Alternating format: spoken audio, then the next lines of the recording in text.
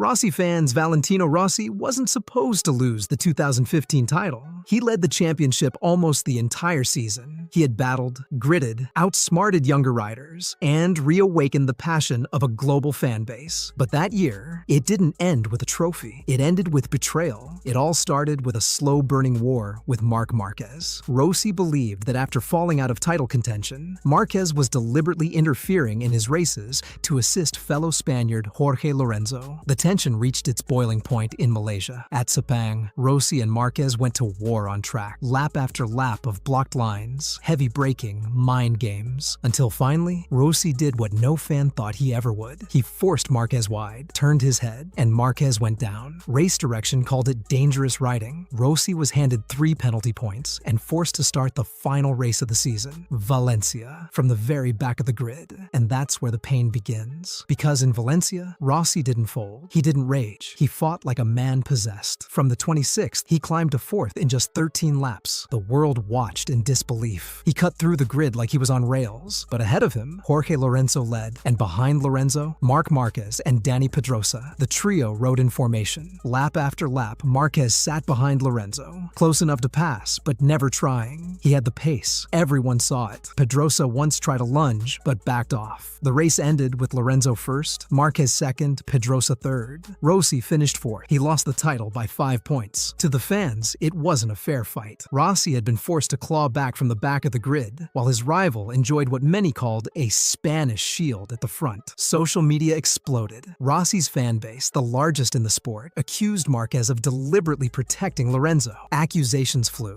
Death threats were sent. A sport built on respect turned into something darker. But for Rossi fans, the pain wasn't just about losing. It was about how they lost. They believed their rider had been robbed, not just by race direction, not just by Marquez, but by a system that allowed politics and national alliances to override sport. It wasn't about who was faster. It was about who could manipulate the grid better. And for millions of Rossi fans around the world, that Valencia race wasn't just a defeat. It was the moment MotoGP broke their hearts. Lorenzo fans, Jorge Lorenzo was never the people's champion. He wasn't the flamboyant showman like Rossi, or the wild genius like Stoner. He was clinical, precise, cold even. But in Assen 2013, he showed a kind of grit that not even Rossi fans could ignore. During a wet free practice, Lorenzo high-sided violently and crashed hard. He was diagnosed with a broken left collarbone. The media ruled him out immediately. The surgery was scheduled in Barcelona. A titanium plate and 10 screws were inserted into his shoulder. Any other rider would have taken weeks to recover. Not Lorenzo. He flew back to Assen less than 36 hours after surgery, barely able to lift his arm, heavily medicated, and visibly in pain. He got back on the bike. The doctors warned him. His team hesitated, but he insisted. He didn't ride to win. He rode to survive, to defend his championship lead. During the race, Lorenzo rode with surgical tape pressed under his leathers, barely holding posture in corners. But he didn't pull out. He didn't give up. He finished 5th, behind Rossi, who took the win that day and all the glory. But there were no celebrations in Lorenzo's garage. No grand standing ovation. The media headlines belonged to Rossi's comeback win, not Lorenzo's near-miraculous ride. For Lorenzo fans, that weekend was a masterclass in mental toughness, pain tolerance, and loyalty to a championship campaign. But it went largely unnoticed. And that was the sting. Because Jorge Lorenzo didn't just battle other riders. He battled apathy. His greatest show of courage became MotoGP's most ignored miracle. And for his fans, that silence still echoes louder than any applause. Stoner fans, Casey Stoner's final win at Phillip Island in 2012 was vintage, ruthless, untouchable, and ice cold. But beneath the celebrations, there was heartbreak. It wasn't supposed to be his last year. At just 27, in the prime of his physical form, Stoner announced mid-season that he was retiring. Not due to injury, not due to lack of performance, but because he was done with the politics of MotoGP. He felt the sport had lost its soul. Too much media pressure, too many sponsor obligations, and not enough respect for riders who wanted to race, not perform. He was tired of being forced to play a role, but at Phillip Island, in front of his home crowd, he reminded everyone what they were about to lose. Stoner dominated the entire weekend. He secured pole, led from start to finish, finish and made everyone else look like amateurs on one of the toughest tracks in the world. He won by over 9 seconds. The fans were electric, but Stoner, quiet, collected, almost detached. His final celebration on home soil felt less like a send-off and more like a silent goodbye. And then he walked away. There was no legacy tour, no warm speeches, no full-season tributes, just a man who had enough and left while still on top. For Stoner fans, that day was bittersweet. They watched their rider dismantle the field one last time, knowing it would never happen again. The pain wasn't in the result. It was in the emptiness that followed. MotoGP never felt the same again, and no one has filled his place since. Pedrosa fans. Danny Pedrosa had always been the quiet soldier of MotoGP. No trash talk, no theatrics, just raw talent and relentless work ethic. But in 2013 at Aragon, something happened that Pedrosa fans still haven't forgiven. His own teammate took him out of the title fight. The Honda duo that year, Marc Marquez and Danny Pedrosa, were both title contenders. Tension was building. Marquez, the bold rookie, had already started dominating headlines. Pedrosa, the veteran, was pushing to finally grab the world title he had narrowly missed for years. Then came Aragon. Pedrosa was on fire. After a strong start, he had the pace to fight for the win. Marquez was behind him, pressuring. Then,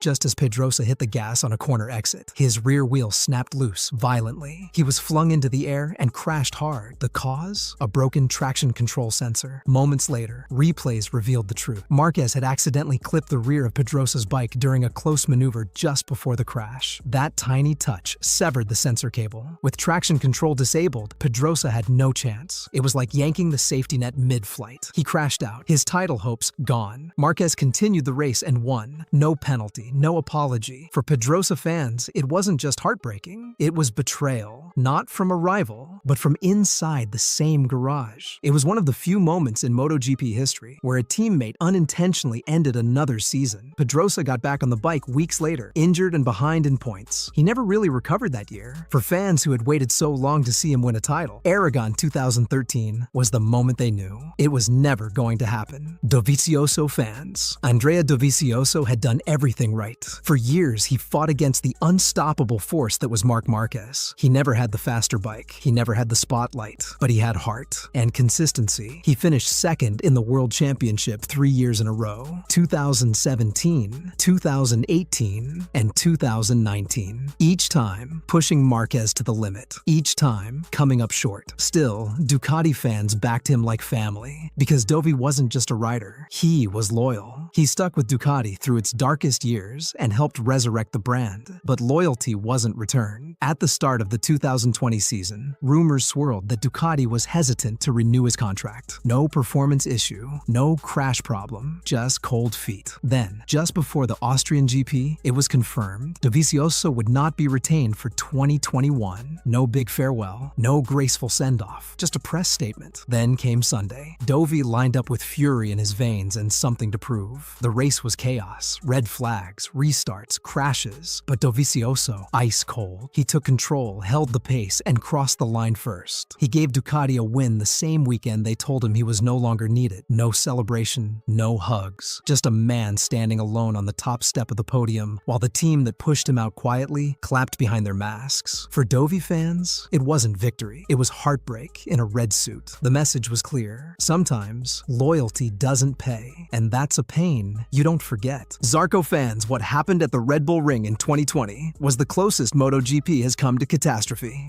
During the race, Johann Zarco and Franco Morbidelli were locked in a high-speed battle down the straight, 300 kilometers per hour and climbing. As they approached turn 3, Zarco moved slightly right to defend the line. Morbidelli clipped his rear wheel. What followed was terrifying. Both bikes cartwheeled through the air at full speed. Zarco's bike slammed into the catch fencing. Morbidelli's Yamaha flew across the track, right between Valentino Rossi and Maverick Viñales. It missed Rossi by inches. Had he been slightly ahead, it could have ended his life. Everyone froze. The race was red flagged. Riders returned to the pits shaken. Replays were watched in silence. Then the blame started. Rossi, in a rare moment of anger, called Zarco very dangerous. The media echoed it. Zarco was branded reckless. Fans turned on him overnight. But here's what many forgot. The crash was a racing incident. Zarco had defended his line, but not illegally. The stewards investigated and cleared him. Still, the narrative narrative stuck. He was painted as a hazard. Zarco, recovering from a fractured scaphoid, returned a week later. No PR damage control, no excuses. He did his media duties, got back on the bike, and raced. For Zarco fans, the pain wasn't just the crash. It was how quickly the sport turned on him. How fast a hero could become a villain. How silence from race direction allowed perception to bury facts. The incident didn't cost Zarco a title, but it cost him something just as valuable: reputation. And that's something harder to rebuild than a wrist. Suzuki fans, this wasn't just a race. It was the end of a dream. Sudden, quiet, and cruel. In May 2022, just 5 races into the season, Suzuki shocked the world with a bombshell announcement. They were withdrawing from MotoGP at the end of the year. There had been no rumors, no leaks, not even whispers. Just the cold reality of a press release that read like a funeral notice. The team had just returned to championship glory in 2020. Joan Mir had delivered their first title in over 20 years. Alex Rins had become a consistent podium threat. The GSX-RR was one of the most balanced machines on the grid, nimble in corners, friendly to tires, consistent across circuits. For fans, Suzuki was the underdog that made it. No gimmicks, no arrogance, just pure racing. But upstairs, none of that mattered. The decision didn't come from the garage. It came from the boardroom. Suzuki's top executives cited economic conditions and shifting priorities towards sustainability as reasons for leaving. Translation: corporate cost-cutting, climate posturing. A championship-winning program discarded because a balance sheet in Tokyo said so. The reaction inside the paddock was disbelief. Riders were stunned, team members cried, and fans, those who had supported Suzuki through their winless years, were left abandoned. Despite the announcement, the team didn't collapse. In fact, they went out swinging. Alex Rins, carrying the burden of representing every broken-hearted Suzuki fan, delivered 2 wins in the final 3 races, including a dominating, emotional victory at Valencia, their last ever MotoGP race. He led from turn 1 and never looked back. In the pit box, grown men wept. Mechanics hugged like family. No podium champagne could hide the grief. They weren't celebrating a win. They were grieving a murder, with a trophy in their hands. The final image? Rins doing a burnout, blue smoke swirling in the Spanish sunset, while the Suzuki crew watched their bikes roll into the paddock one last time. No next season, no future, just memories. For Suzuki fans, it wasn't a loss on track. It was a loss in soul. A factory that proved you didn't need to be the richest or flashiest to win, just the most human, was erased by men in suits who probably never watched a single lap. And that's the most painful thing a fan can feel, when the dream ends, not because your team lost, but because someone, somewhere, decided it didn't matter anymore.